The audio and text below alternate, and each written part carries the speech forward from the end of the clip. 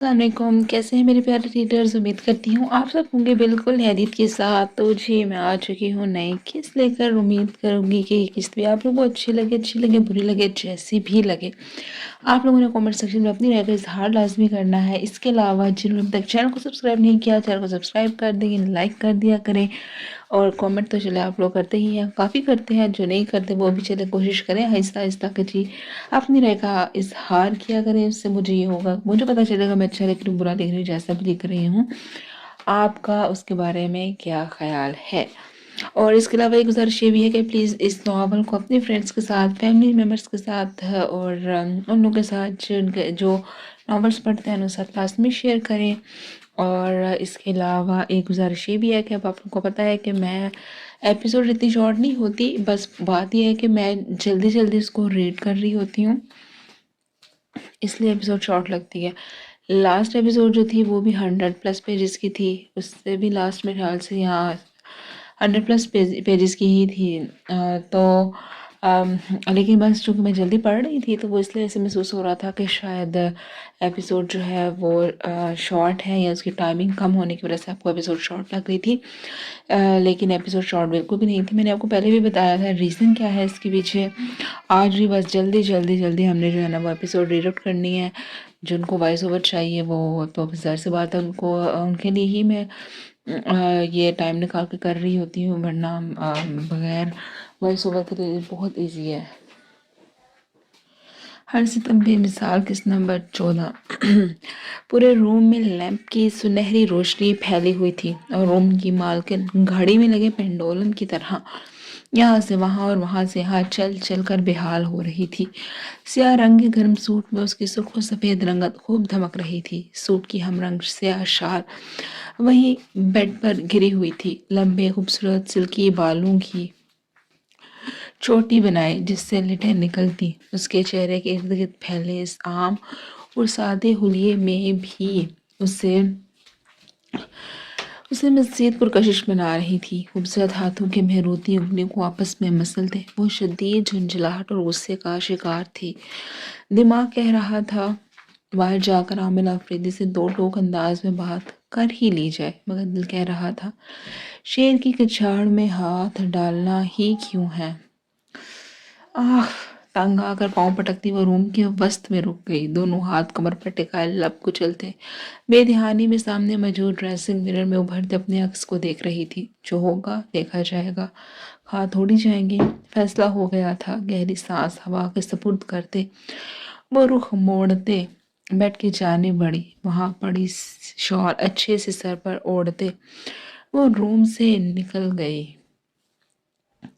Okay, cancel that project. लोगों को दूसरा मौका देना सिर्फ और सिर्फ वक्त और एनर्जी का ज़िया है।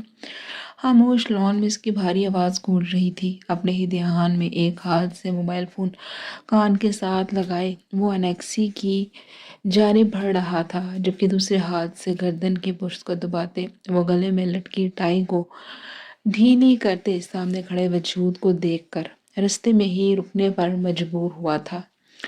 रात की इस पहर इसे अकेले यहाँ खड़ा देखकर उसके चौड़े माथे पर बल पड़े थे। I will call you later. बाकी मामलात बात पर छोड़ता वो कॉल काटते मोबाइल फ़ोन कान से हटा गया। सवालिया घूरती नज़रों से सामने खड़े वजूद को देखा था, जो कि स्याह रंग के सूट में खड़ी रात की स्याही का हिस्सा ही मालूम हो रही थी। अगर जो खिड़कियों पर लगे सुनहरी बल्ब अपना काम ना कर रहे होते, इसका मासूम खूबसूरत चेहरा इस सुनहरी रोशनी और पूरे चांद की चांदनी में मज़ीद पुरनूर लग रहा था। स्याह रंग के शॉल में लिपटी ठंड की ज्यादती से सुर्ख पड़ते गालों के साथ वो आमिर आफरीदी को मुकम्मल तौर पर अपनी जानिब मतवज्जो कर चुकी थी। यहाँ क्या कर रही हो इस वक्त? रोबदार अंदाज में कोहनी मोड़कर घड़ी के डायल को एक नज़र देखते पूछा गया था। मेरी छोड़े, आप आज वाज़ेह कर ही दें कि आप ये सब करना कब बंद करेंगे। दोनों बाजू सीने पर बांधे नहायत संजीदगी और निडर अंदाज में इस्तफसार कर रही थी, जबकि इसके मुकाबिल खड़े हामिद के माथे पर इसके अंदाज पर बल पड़े थे। ये किस अंदाज में बात कर रही हो तुम मुझसे, और ऐसा मैंने क्या कर दिया है जो तुम इतना मचल रही हो। मोबाइल फ़ोन पैंट की पिछली पॉकेट में रखते उसने तंबीही नज़रों से उसे देखते कदरे गुस्से से कहा था, میں لالہ اور آئلین کی بات کر رہی ہوں۔ آپ کیوں نہیں ان دونوں کو اپنی زندگی کا فیصلہ کرنے دیتے؟ کیوں بار بار ان کی لائف کا سب کے سامنے تماشا بنا رہے ہیں؟ وقت کی بار قدرے آہستہ آواز میں گویا ہوئی تھی، مگر رات کا وقت تھا، گہری خاموشی تھی، ہو کا عالم، اور ہر کوئی اپنے اپنے روم میں دبکا ہوا تھا۔ یہی وجہ تھی خاموش فضا میں نہ چاہتے ہوئے بھی اس کی آواز گونجنے لگی۔ ہاں تو کیا چاہتی ہو؟ کسی ناکارہ سامان کی طرح اپنی بہن تمہارے بھائی کے قدموں میں ڈال دوں؟ دونوں ہاتھ پینٹ کی جیبوں میں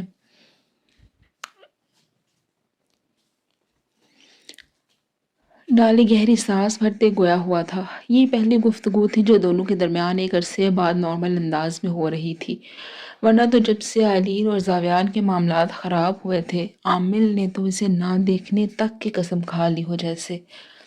میں یہ کب کہہ رہی ہوں، وہ دونوں سمجھدار ہیں، اپنا اچھا برا اچھے سے جانتے ہیں، سمجھتے ہیں۔ ویسے بھی لالا شرمندہ بھی تو ہیں۔ اور پھر آئلہ نے اسے سمجھانے کی کوشش کی تھی۔ ہاں تو کیا اچار ڈالوں میں تمہارے لالا کی شرمندگی کا؟ مگر عامل کی سوئی وہیں اٹکی ہوئی تھی۔ آئلہ کی بات پوری ہونے سے پہلے ہی وہ سخت لہجے میں بولا تو آئلہ خاموش ہوتی، گہری سانس بھر کر اسے تعصب بھری نظروں سے دیکھ کر رہ گئی تھی۔ اس معاملے سے جتنا دور رہو گے اتنا ہی تمہارے حق میں بہتر ہے۔ یہ نہ ہو کہ جب میں حساب لینے پر آؤں تو روتے پھرو تم اور تمہارے لالا سر پکڑ کے۔ اس کی خوبصورت آنکھوں میں اپنی سبزی مائل ضبط سے سرخ پڑتی آنکھیں ڈالے وارن کرتے انداز میں بولا۔ آئلہ کی آنکھوں کا تاثر پل میں بدلا تھا، تعصب بھری نظروں میں تمسخر ابھرا۔ اچھا کیا کریں گے آپ؟ ہاں ذرا مجھے بھی تو پتا چلے، ایسا کیا نیا کرنے کا ارادہ رکھتے ہیں؟ زیادہ سے زیادہ کر ہی کیا لیں گے؟ ہمارے موجود بڑوں کا طے شدہ رشتہ ختم کر دیں گے؟ کر دیں عامل آفریدی۔ دونوں ہاتھ سینے پر باندھے وہ عامل کے دھمکی دیتے انداز پر بفر ہی تو گئی تھی۔ وہ تو یہاں معاملہ سلجھانے اور رفع دفع کرنے آئی تھی، مگر عامل کے اس انداز نے اسے بھی غصہ دلا دیا تھا۔ یہی وجہ تھی کہ اپنے اور عامل کے درمیان موجود دل کے خوبصورت رشتے سے انکار کرتی وہ اسے سراسر بھڑوں کا فیصلہ کہہ گئی تھی۔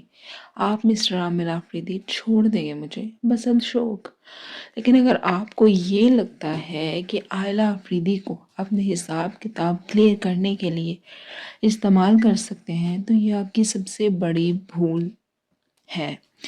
زرمینہ خاتون اس کے بارے میں زرمینہ خاتون اس کے بارے میں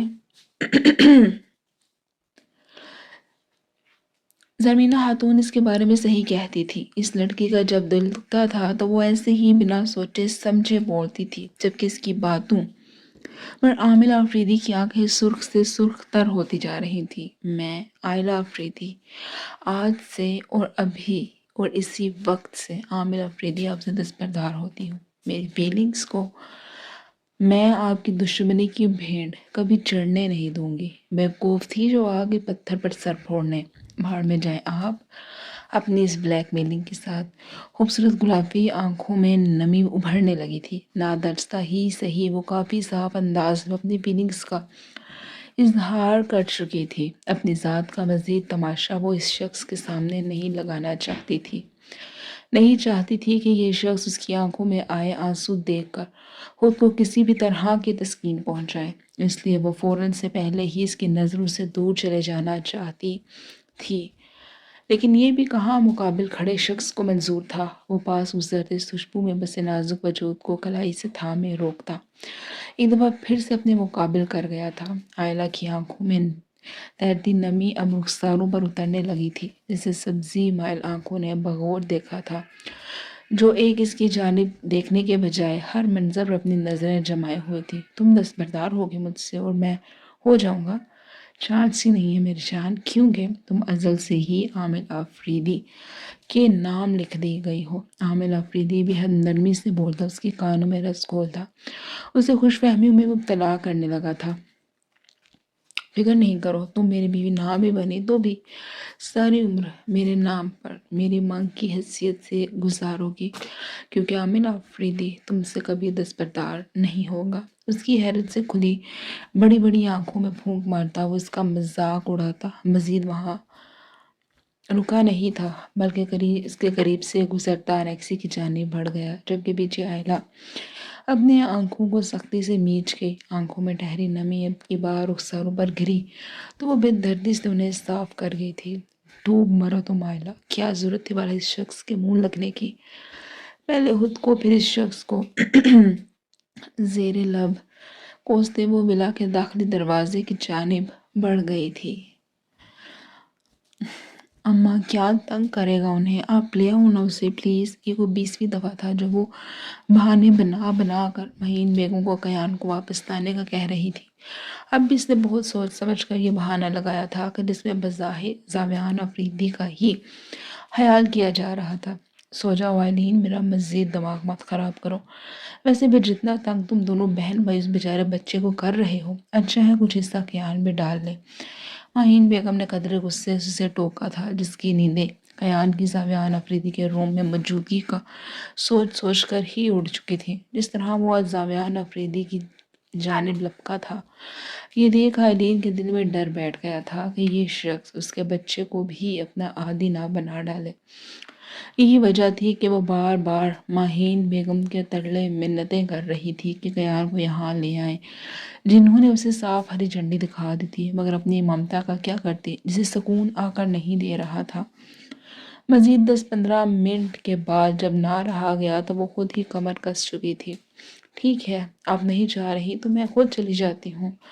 ماں میری ہے لیکن طرفداریاں میری چھوڑ کر باقی سب کی کریں گی آپ؟ پاؤں پٹکتے وہ قدرے ناراض لہجے میں بولتی منہ بنا کر ان کے روم سے نکل گئی تھی۔ دروازہ اچھے سے بند کر کے جانا، جبکہ اس کے بچپنے پر مہین بیگم نفی میں سر ہلاتی نیا حکم صادر کرتی بلینکٹ میں چہرہ چھپا گئی۔ دوسری جانب آئلین ناک وہ بس توڑتی ہال میں موجود لکڑی کے سٹینڈ پر ہینگ اپنی آف وائٹ کلر کی اونی شال سے خود کو اچھے سے کور کرتی دبے پاؤں انیکسی سے نکلتی ولا کی جانب چل دی تھی۔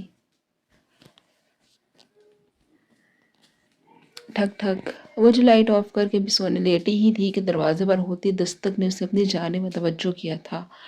وال کلاک پر نظر ڈالی تو 0 پوائنٹ کے بلب کی روشنی میں وہ 10:30 بجاتی نظر آئی تھی۔ ٹھک ٹھک، اس کا ارادہ نہیں تھا اٹھنے کا، لیکن جب ایک دفعہ پھر سے دستک ہوئی تو دروازے کو گھورتی نہ چاہتے ہوئے بھی بیڈ سے اٹھی تھی۔ بلیک شال کندھوں پر پھیلاتے اس نے جیسے ہی دروازہ کھولا، سامنے آئلین کو کھڑا دیکھ کچھ پریشان ہوئی تھی۔ شکر ہے تمہیں ہوش تو آئی۔ ایک سیکنڈ، تم کیا روئی ہو؟ آئلین کی نظر جیسے ہی اس کے چہرے پر اٹھی تو اس کے سرخ آنکھوں میں دیکھتے وہ سمجھ گئی تھی کہ یہ یقیناً یہ روئی تھی۔ نہیں تو میں بھلا کیوں رونے لگی؟ اور یہ سب چھوڑو، تم یہاں کیا کر رہی ہو اس وقت؟ اس نے آئلین سے نظریں چھڑاتے دروازے کے آگے سے ہٹتی اسے روم میں آنے کا راستہ دینے کے ساتھ ساتھ خود پر اس کی گہری نظریں محسوس کرتے نیا سوال داغ گئی کہ جس میں آئلین کو الجھانے میں کامیاب بھی ہو گئی تھی، کیونکہ کم از کم اس وقت آئلہ کا عامل نامہ سننے اور سنانے کا کوئی ارادہ نہیں تھا۔ یار آئلہ، آئی نیڈ یور ہیلپ۔ آئلین نے روم میں انٹر ہوتے ہی منت بھرے انداز میں کہتے آئلہ کے دونوں ہاتھ بھی تھام لیے تو اس کے انداز پر آئلہ کو حیرانگی ہوئی تھی۔ کیسی ہیلپ؟ آنکھوں میں حیرانگی لیے اس نے سوال کیا۔ وہ ایکچولی کیا تمہارے لالا کے روم میں ہے؟ تم اسے پلیز مجھے لا دو۔ آئلین نے نظریں جھکائے اپنے ہاتھوں کی انگلیوں کو مسلتے منت بھرے انداز میں گویا ہوئی تو جواباً آئلہ سرد سانس بھر کر رہ گئی تھی۔ یہ بھی صحیح تھا، زاویان افریدی جتنا اس کے لیے بے چین ہو رہا تھا، یہ لڑکی اتنا ہی اس کے بھائی کو تنگ کرنے میں لگی ہوئی تھی۔ اچھا چلو۔ سرد گہری سانس ہوا کے سپرد کرتے وہ دروازے کی جانب بڑھی تو آئلین کو اپنے پیچھے نہ آتے دیکھ وہ ٹھٹک کر رکی تھی۔ میں نہیں آ رہی، تم جاؤ اور میرے بیٹے کو یہاں ہی لے آؤ۔ آئلہ کی گھوری پر وہ خود ہی پیچھے نہ آنے کی وضاحت دینے لگی۔ چلو نا ذرا تم بھی، میں کیوں اکیلے لالا کی ڈانٹ کھاؤں؟ وہ اسے بھی گھسیٹتے اپنے ساتھ ہی لیے آگے بڑھ گئی تھی۔ زاویان افریدی کے دروازے کے آگے کھڑے ہو کر اس نے آئلین کے اشارے پر دستک دی، جو کہ خود اب قدرے پیچھے دروازے کی اوٹ میں کھڑی ہو گئی تھی۔ کچھ وقت کے بعد دروازہ کھلا تو زاویان افریدی آدھی سوئی آدھی جاگی کیفیت میں روم سے باہر نکلا تھا۔ کیا ہوا آئلہ، سب ٹھیک ہے؟ اس نے کچھ پریشانی سے اس سے استفسار کیا تھا۔ جی وہ لالا سب ٹھیک ہے، میں بس یہ کہنا چاہ رہی تھی کہ کیان کو مجھے دے دیں، آپ کو رات میں خواہ مخواہ تنگ کرے گا۔ आयला ने बमुश्किल मुस्कुराते बहाना बनाते कहा तो सामियान अफरीदी के चेहरे पर हल्का सा तबस्सुम फैला था। अभी तक तो सुकून से सो रहा है, लेकिन तंग करेगा भी तो मैं संभाल लूंगा। आयला के सर पर हाथ रखते उसने उसकी तसल्ली करवाते कहा, फिर रूम का दरवाज़ा बंद करने लगा। और हाँ, जिसे अपने बेटे की बहुत फिक्र हो रही है उसे बोलो ढंगे की चोट पर आकर मुझसे बात करे। ये चोरों की तरह पीछे से क्या तरकीबें लगा रही है। अभी सावियान अफरीदी की बात पूरी भी नहीं हुई थी कि आइलीन तनफन करती उसके सामने आ खड़ी हुई थी। डरती नहीं हूँ आपसे, मेरा बेटा मेरे हवाले करें। आइलीन का चेहरा नमदार हुआ तो सावियान ने दायां आईब्रो अचकाते उसे देखा था, जबकि आयला इसकी जल्दबाजी पर सर पर हाथ मारकर रह गई थी। आयला प्लीज एक कप कॉफी मिल सकती है, सर फट रहा है दर्द से। ज़ाबिया ने इल्तिजाई अंदाज में आयला से दरख्वास्त की तो उस बात में सर हिलाती वहां से चली गई थी। हाँ तो अब बताओ क्या कह रही थी तुम। आयलीन को कलाई से थामे वो रूम के अंदर खींच गया था, जो माथे पर बल डाले जाती हुई आयला को देख रही थी। ज़ाबियान अफरीदी के लफ्ज़ पर चौंकती वो इसकी जानिब वो इसकी जानिब में तवज्जो हुई थी। ज़ाबियान अफरीदी, मुझे आपसे कुछ नहीं कहना, मैं यहाँ सिर्फ कयान की वजह से आई हूँ। ज़ाबियान अफरीदी की खुद को घूरती आंखों से नजरें चुराती उसने अपनी कलाई छुड़वाते कहा, मेरी इतनी खुशकिस्मती कहाँ कि मेरी वजह से आओगे तुम यहाँ। उसके दूसरे हाथ को भी अपने हाथों में कैद करते गहरी सब्ज नजरों से देखते कहा तो आइलीन उससे नजरें चुराने लगी। क्यों कर रही हो ये सब। थोड़ी सी उसका चेहरा थामते हुए उसका रुख अपनी जानिब करते अब की बार नहायत संजीदगी से गोया हुआ, मैं क्या नहीं जानता कि तुम मेरे बारे में क्या महसूस करती हो। ज़ामियान के लहजे की सच्चाई पर या फिर शायद अपनी चोरी पकड़े जाने पर वो अब इसकी आंखों में देखने से इज्तनाब कर रही थी। ऐसा कुछ भी नहीं है जैसा आप समझ रहे हैं, आप यकीन गलतफहमी का शिकार हैं। वो अब भी छटपटाते अपना आप इससे छुड़वा रही थी, जबकि ज़ाबियान पुरसुकून अंदाज में इसका चेहरा अब भी गहरी नज़रों से देख रहा था।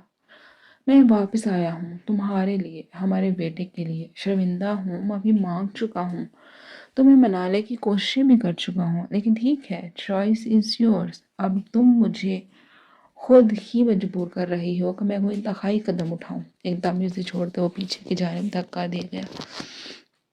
वो रहा हमारा बेटा, जाओ ले जाओ, लेकिन एक वादा करता हूँ तुमसे, अब अगर मैंने तुम्हें यहाँ इस रूम में अपनी असल जगह पर वापस आने के लिए मजबूर ना कर दिया तो मेरा नाम भी ज़ाबियान आफरीदी नहीं। ये कहता वो रुका नहीं था, बल्कि वाशरूम में जा बंद हुआ था। ये कभी नहीं बदल सकते। नफ़ी में सर हिलाते वो इसके सख्त कदम कहने पर ज़ाबियान अफरीदी की पुश्त को तासुर भरी नजरों से घूरते ज्ञान को उठाए रूम से निकलती चली गई थी। तुम सबकी सब कल कहाँ दफा हो गई थी। वो लाइन में तीनों को खड़े किए इन पर चीख रही थी, जो कि चेहरा झुकाए हाथ बांधे खड़ी थी। मैंने कुछ बकवास की है, इससे पूछकर तुम लोग कल छुट्टी करके गई थी। वो सुबह होते साथ ही इनकी क्लास लगा चुकी थी। कल रात अल्तमश अफरीदी के जाने के बाद उसने पूरे घर की अच्छे से तलाशी ली, मेन हॉल, स्टडी रूम, ऊपर नीचे मौजूद तमाम रूम्स, लेकिन कुछ भी इसे अजीब नहीं लगा था। लेकिन इसके बावजूद भी इसका दिल रजामंद नहीं हुआ था। वो यहाँ बिला वजह नहीं आ सकता था, और ना ही वो कोई अपनी बहुत इसकी मोहब्बत में गोडे गोडे डूबा हुआ था कि यहाँ से गुजरते गुजरते वो इससे मिलने के लिए अंदर चला आया था। रात से उसे एक पल सुकून नहीं था, फिर से रह रह कर इन सब पर गुस्सा आ रहा था। यही वजह थी कि वो सुबह सुबह जहाँ अदालत लगा चुकी थी। सायमा इसने सायमा नामी मुलाजमा को सुर्ख आलूद नजरों से घूरते पूछा था, अबू जी बीबी जी, हमें इंसाफ ने कहा था कि वो आपके रिश्तेदार हैं जी, इसलिए हम चले गए थे। जी बीबी जी, ऐसा ही है। साइमा के इशारे पर निखत ने भी इसकी हाँ में हाँ मिलाई थी, जबकि लफ्ज़ रिश्तेदार पर आलियाना का गुस्सा आसमान तक पहुंचा था। तो ऐसा करो, दफा हो जाओ इस रिश्तेदार के घर ही, निकलो यहाँ से। نہیں بی جی، معافی دے دیں اس بار، میرے چھوٹے چھوٹے بچے ہیں، میں ان کو لے کر کہاں جاؤں گی جی؟ پہلی والی ملازمہ نے ہاتھ جوڑتے کہا تو باقی بھی ہاتھ جوڑے کھڑی ہو گئی تھی۔ دفعہ ہو جاؤ یہاں سے سب کی سب، اور یہ تم لوگوں کی آخری غلطی ہے، اس کے بعد مجھ سے کسی بھی بھلائی کی امید نہ رکھنا۔ وہ ان سب کو وارن کرتے نظروں سے گھورنے کے بعد پن پن کرتی سرخ چہرہ لیے اپنے روم کے جانب بڑھ گئی تھی۔ اس کے جانے کے بعد سائمہ نامی ملازمہ نے اپنی چادر کے کونے کے ساتھ گرہ میں بندے موبائل فون باہر نکالتے اس نے ایک نمبر ڈائل کرتے کان کے ساتھ لگایا تھا۔ وہ دونوں آمنے سامنے بیٹھے تھے، دونوں ہی ایک سے بڑھ کر ایک تھے۔ سیاہ ذہین آنکھیں نیلی ذہین آنکھوں پر مرکوز تھیں، ہونٹوں پر تبسم بکھیرے اسے جیسے سامنے والے سے اسی سوال کی توقع تھی۔ دونوں سیکریٹریان پیچھے ہاتھ باندھے ان کے حکم کے تابع تھے۔ ایک طرف عمر رسیدہ حارث صاحب کی پرشفقت مگر قدرے روبدار شخصیت تھی، تو مقابل بھی کم نہیں تھا، وہ بھی ہو اپنے باپ جیسا تھا۔ چہرے کے نقوش قدرے نرم تھے مگر دل کا اتنا ہی سخت۔ وہ تو اپنوں کو بھی رعایت دے کر راضی نہیں تھا، اور جس نے اپنے مقابل کھڑے باپ کو بھی کوئی رعایت نہیں دی تھی۔ ہاں، مگر نہیں جانتا تھا کہ یوں ایک عرصے بعد ان سے سامنا ہوگا۔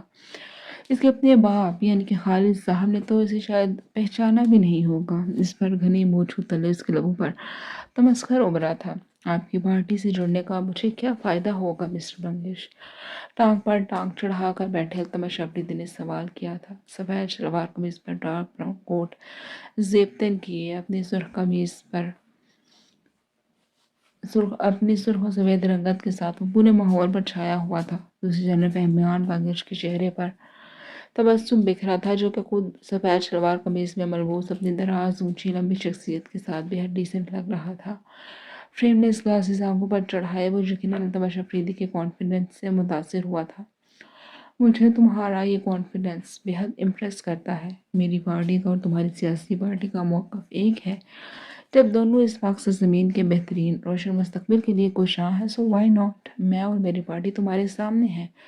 نہیں بھی جوائن کرو گے تو بھی مجھے نقصان نہیں ہے۔ ہاں، مگر جوائن کر لو گے تو دونوں کو ہی فائدہ ہے۔